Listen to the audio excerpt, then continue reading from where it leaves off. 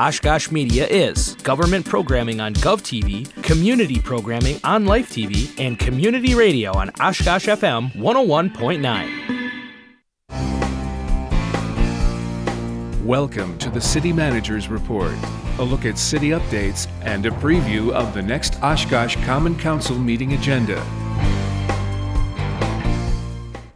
And thanks for joining us for the City Manager's Report. I'm Andy Raddick, and in a moment we'll be joined by our Assistant City Manager, John Fitzpatrick.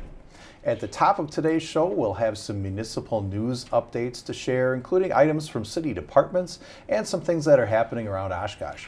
In the second half of the program, we'll highlight items from the upcoming Tuesday, November 25th, Oshkosh Common Council meeting agenda. And with that, we bring in our Assistant City Manager, John Fitzpatrick. And John, thanks for being here on the show today. Thanks for having me, Andy. Yeah. Well, we have quite a bit to go through today, a lot of interesting topics and things. We did want to recap the 2026 city budget that was approved by the council. And just to review, so everybody is aware of where we're at with that. So the council did approve basically a flat levy. Right, yes. As a matter of fact, it will result in lower city tax rate of, I think it's 7.73 down from 8.14. Okay, yeah. In 2015 and 25. I'm sorry, in 25. And you know that city manager grill, council members and the department heads worked very hard on trying to get that down as low as they possibly could. Right, right.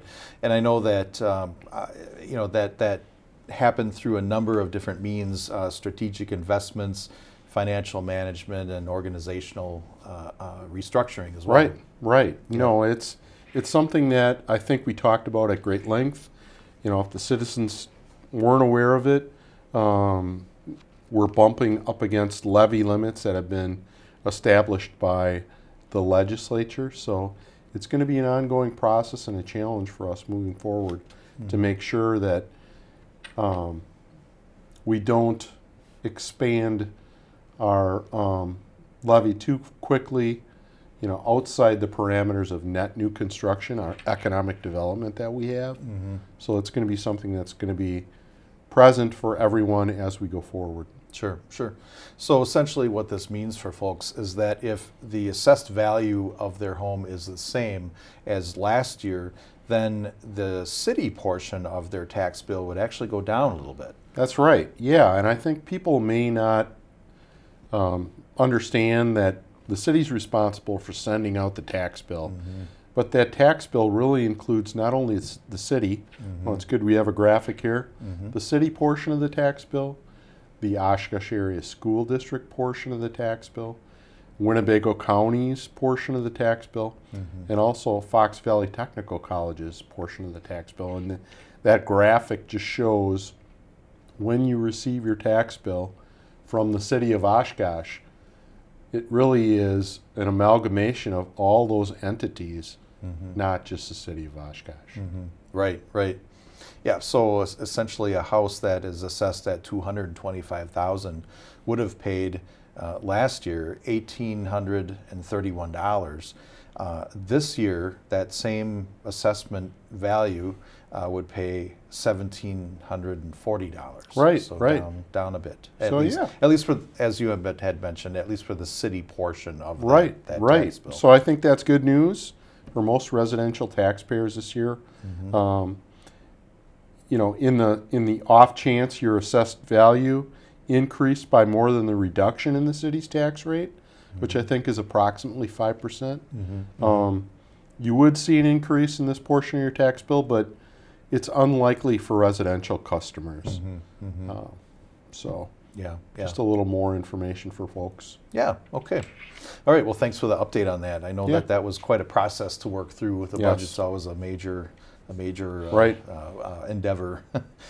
Well, we wanted to also talk about something that actually happened very recently here in Oshkosh. A tree planting event was held at Lakeshore Park, which is over off of Highway 21, close to the interstate there.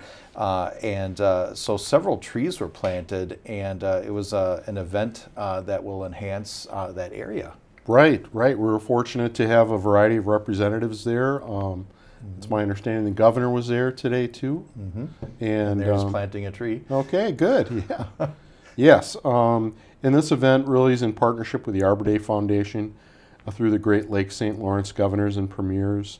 And trees, supplies, volunteers were donated by Cummings Incorporated. There were some brief opening remarks and planting demonstration to kick off the event, and followed by different team plantings. So yeah, you can see quite a few volunteers there. I think Yeah. we were like 30 volunteers. no, it was a really good turnout. At least it wasn't snowing today like it was yesterday, and it wasn't too chilly out there for everybody. So we were able to get this in. I know that this planning supports part of a later phase of the Lakeshore Master Plan, also where local urban canopy health and stormwater benefits are realized along Lake Winnebago shoreline by planting these trees. Yeah. Well, it's a beautiful area over there, and Yeah. and this tree planting will just enhance that a whole lot more. So Right. It's nice that we got an aerial view to kind of understand the scope of really what's taking place there. yeah, we got the Oshkosh Media drone out Right. to make sure we got some footage Yes. there. So yeah, a great event over at Lakeshore Park, and we really appreciate all of those partners who assisted in making that happen. Absolutely. All right. And then also, John, we wanted to do a quick update on e-bikes and the status of the current ordinance. I know that the council passed an update to that ordinance recently. Yeah, I think it's a good idea. I think for some people it's a little confusing as to what the parameters for use for e-bikes are. I think the main thing for people to understand is, bikes will continue to be allowed on sidewalks and in most areas. And bikes will be restricted from areas where buildings abut the sidewalk. I mean, those are the two major things for people to keep in mind. And this approach restricts the use of bikes and e-bikes on sidewalks in areas that have the most potential for bicycle and pedestrian conflicts. That's why we structured the ordinance in this manner. And they'll remain to be permitted to use the sidewalks and park trails. There's restrictions in places that require bikes and e-bikes to yield to pedestrians, of course, and for safe travel. Right, exactly. So really, that's the crux of the change right there. Right. Just I'm thinking in my head, Main Street, where the businesses are right against the sidewalk there. I think one of the most dangerous things that could happen is an e-bike goes flying down there and someone walks out of a business. Absolutely. That's an excellent example of how we structured the ordinance. I think it makes a lot of common sense. We certainly want people to be able to enjoy biking and utilize the sidewalk when there's a lot of traffic, but we don't want to have any accidents with pedestrians either. So right, exactly. So all part of an effort to make Oshkosh a more pedestrian and bicycle safe, friendly city. Absolutely, we're a multimodal community, not only restricted to those areas, but our waterways and all kinds of different things. So yes. Absolutely. Well, speaking of multimodal, so there are many motorists around Oshkosh that would like to park their vehicles, and we have a feature, a system that the city utilizes called Passport Parking. And there was a somewhat recent update that now allows folks to have a 24-hour parking permit that is now available for purchase, and that is within the public lots in the downtown area. Right.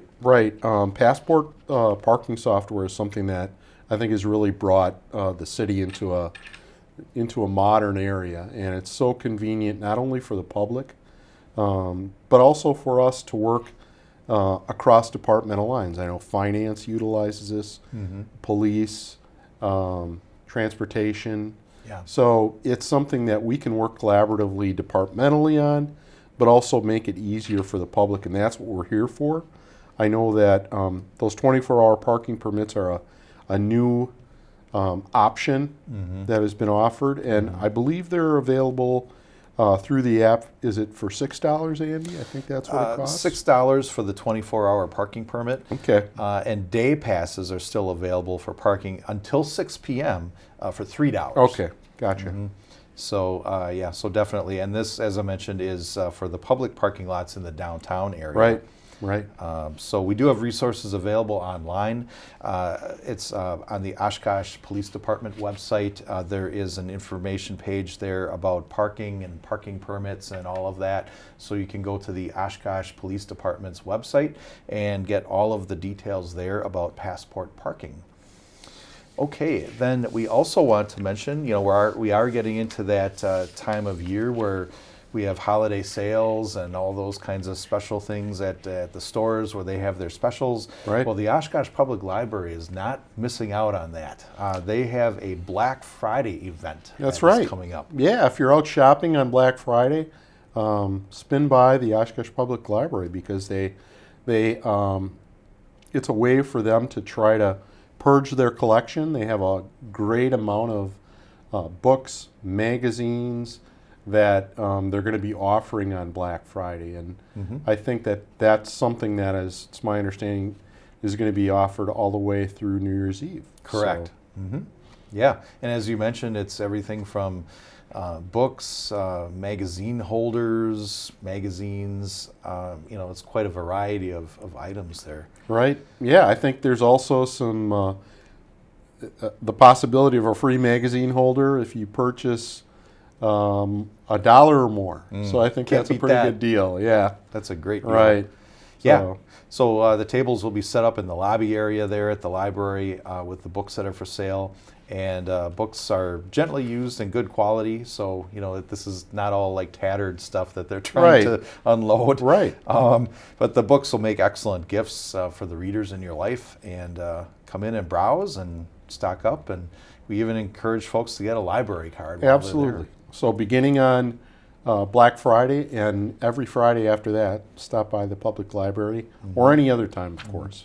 Yeah, it's just another excuse to visit the library. Absolutely. It's a great place to visit. Right.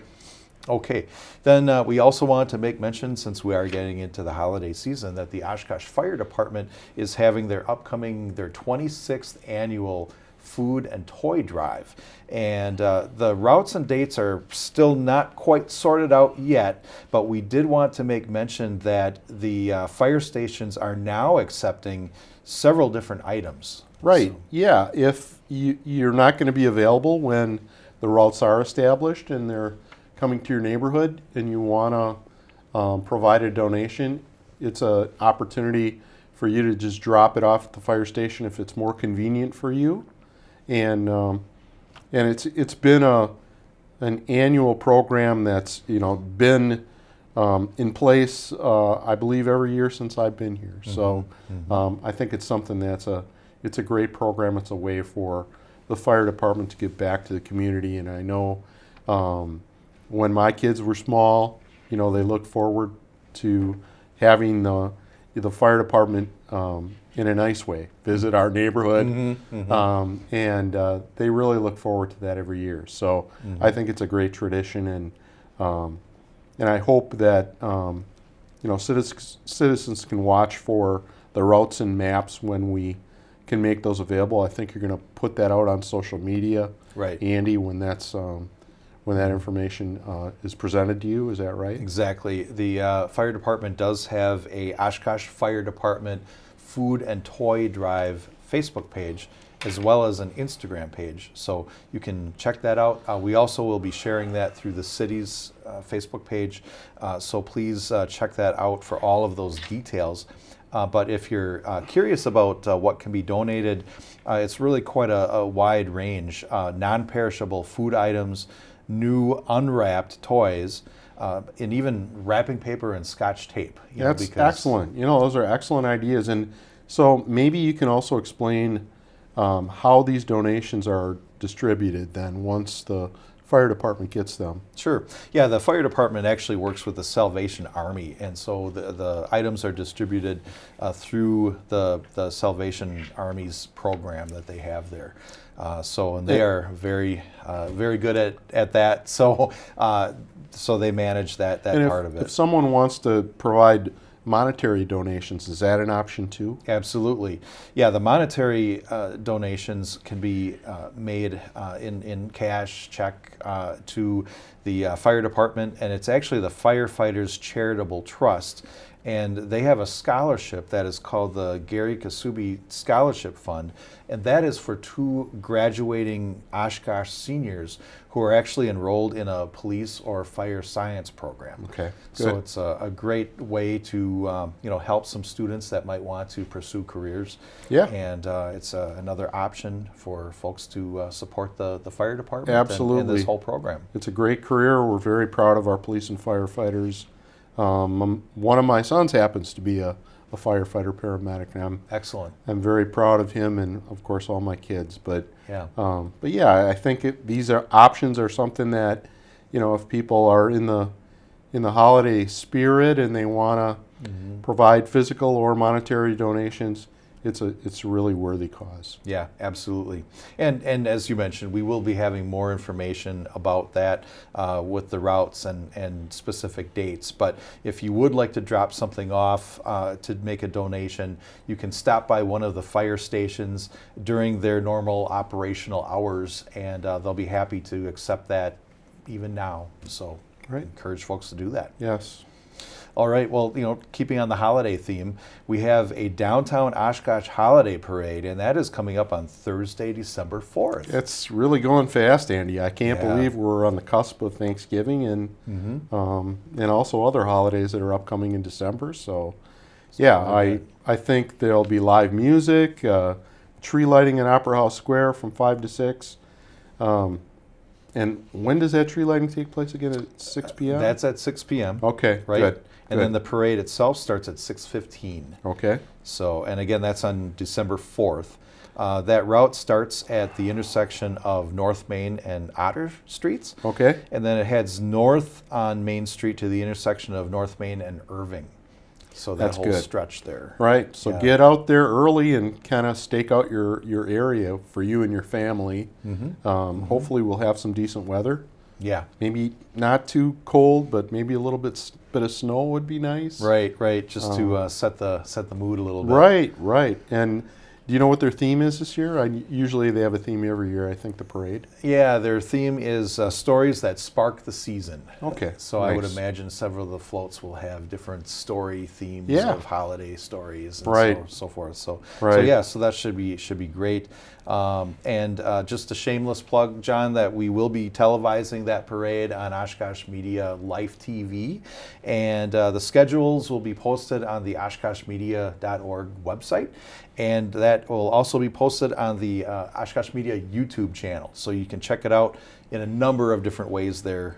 And yours truly will be co-hosting the That event. sounds So- great. I mean, in addition to, I mentioned my family also enjoyed the fire department coming to the neighborhoods. They've also enjoyed going to the holiday parades Yeah. every year. And Yeah. I remember you covering those events for many, many years. So how Sure. many years has it been that Oshkosh oh. Media has covered these Oh gosh, parades, it do you think? must be at least 25 Yeah. or so. It's since the beginning.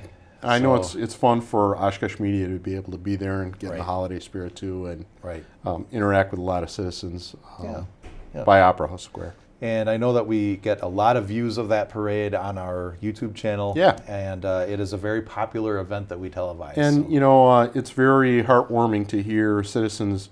Oftentimes would come to me and say, "Hey, I couldn't come to the parade, or my parents, are homebound and they couldn't make it, but they Right. really appreciated the opportunity to see the parade and get them in the holiday spirit." So I think it's something that hopefully the citizenry will continue to appreciate. I know you guys do a great job with that. Well, thank you. We really enjoy doing it, and we have some great volunteers actually who make it possible Right. as well. Right. So we're happy for everyone gets in the holiday spirit, Yeah. and glad to put this programming together. So excellent. Okay. Well, then we also want to remind folks about the upcoming Thanksgiving holiday. Actually, not to get too far ahead here. Right. Thanksgiving is coming right up, and there will be no garbage or recycling pickup on Thanksgiving Day, which is November 27th, and the pickup moves back one day. So in other words, if you normally have Thursday pickup, that'll be on Friday, Yep. and Friday pickup moves to Saturday. Right, right. And I think it looks like we have a graphic there too about yard waste drop off, that being closed on Thanksgiving, and then also our bus service with with Go Transit, no bus service during Right. that date. Right, right. And then just the brush pickup, again, being available December 1st through the 5th. So And I believe that is the last brush pickup of the year, Yeah. of the season, I should say. So get your brush out there, the brown bags, December 1st through the 5th, and that will be picked up on your regular garbage day. Just a note, too, the winter hours for the yard waste drop-off center will be in effect from December 1st through March 31st, 2026. And those winter hours are 7 a.m. to 3 p.m. Monday through Friday. So that's a little different than the summer hours. Right, right, yeah. And in addition to that, I believe the library, Go Transit, Yard Waste Drop-Off Center, Museum, City Hall, all those areas will be closed on November 27th and will reopen on that Friday That's right. after Thanksgiving. That's right. Yep. Okay. All right. Well, John, I think we'll take a quick break here. Join us after the break for some highlights from the upcoming Common Council meeting agenda, and we'll be right back.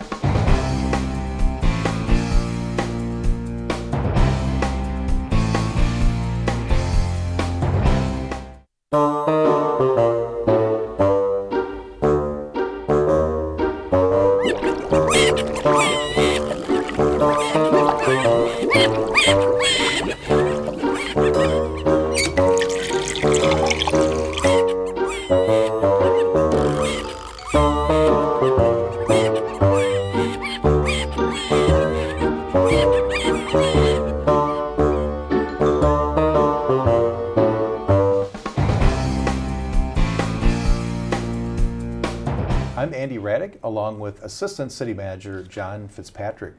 Let's turn our attention to the upcoming Tuesday, November 25th Oshkosh Common Council meeting.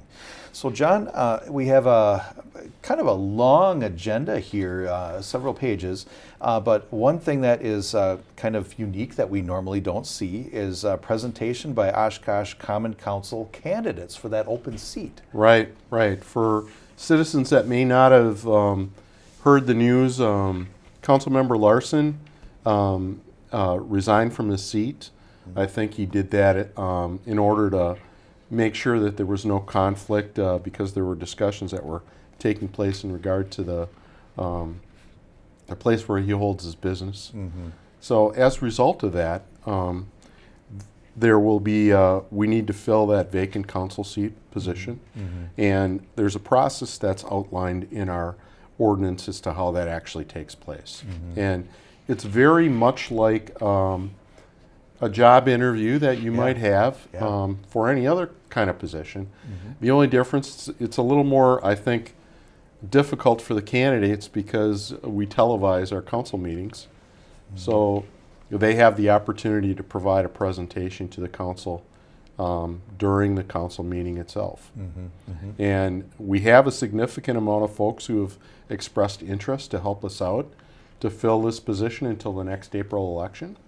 And I think we have 14 candidates, is that right, Andy? 14, Something like looks that. like, yeah.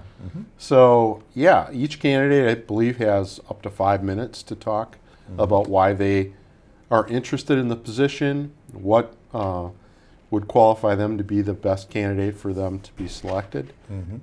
And so, yeah, it is very unusual. You know, I've had an opportunity to witness it a few times, Sure.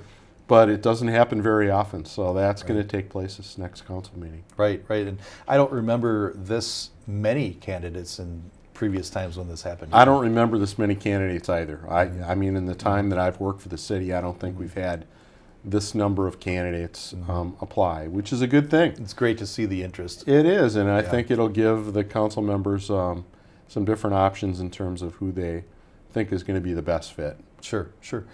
And I did look into, as folks will see on the council agenda, the list of names is there, and it's not necessarily alphabetical.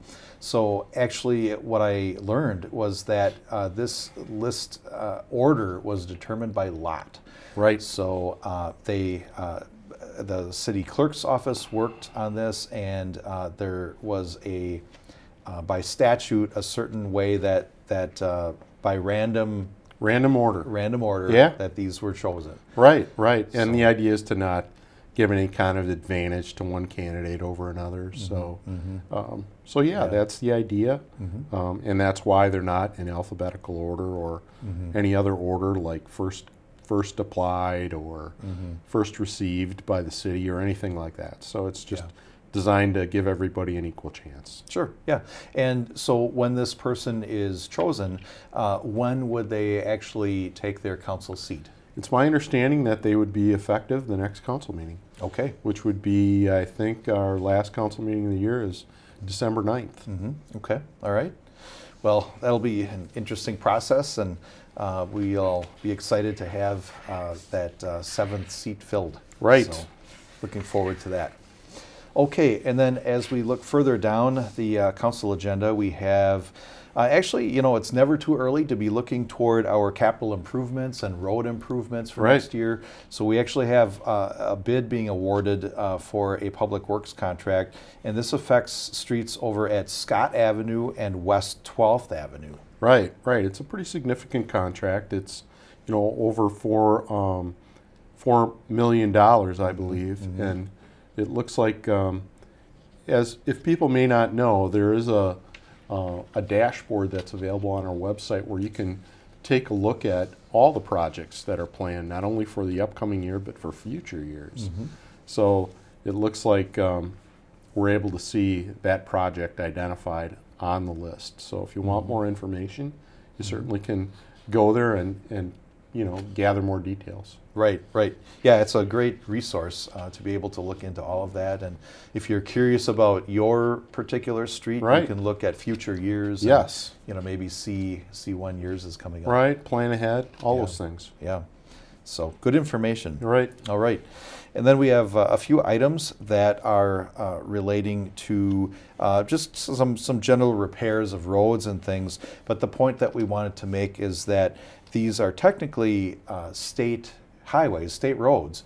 And so we receive some state funding for these roads that happen to be within the city. Right. There are projects that are, also designated as state highways. So we share that jurisdiction with the state Wisconsin Department of Transportation. I think there are 3 items on the agenda, but basically they really refer to work that's going to be done on Highway 21 from Washburn to Murdoch Street, and also what's also called Highway 45 from High Avenue to County Trunk T. So those are areas that we work on collaboratively with the Wisconsin Department of Transportation, and we also collaborate from a financial perspective, so we appreciate that support that they provide to us to allow us to get that work done. Right. And recently there's been a new campaign about revitalizing Wisconsin's roads and working with local jurisdictions in that process. Right. I know Oshkosh Media was involved in that. I know City Manager Grill, Mayor Mugerauer, and there was a meeting here at Oshkosh to draw attention to that very subject. Right. So as well as several other places around the state. We're fortunate to have the Wisconsin DOT as a partner. We've worked well with them for many, many years. Yeah. And I think they do a great job. Okay, excellent. Well, John, our time's up today, but thank you for joining us today and for your insights into all these various topics. Okay, thanks, Andy. Thanks for having me. All right, and thank you for joining us today, too. We appreciate you taking the time. Again, that Oshkosh Common Council meeting is at 6 p.m. this Tuesday, November 25th. You can watch that live on GovTV, which is Spectrum Channel 10, UVerse Channel 99, streaming on YouTube and OshkoshMedia.org. You can also listen on the radio, Oshkosh FM 101.9, which is also online, and on the TuneIn Radio app for phones and tablets. And you can always use your favorite streaming device, Roku, Amazon Fire TV, Apple TV. Just search for the Oshkosh Media app. Join us again in 2 weeks. We'll see you then.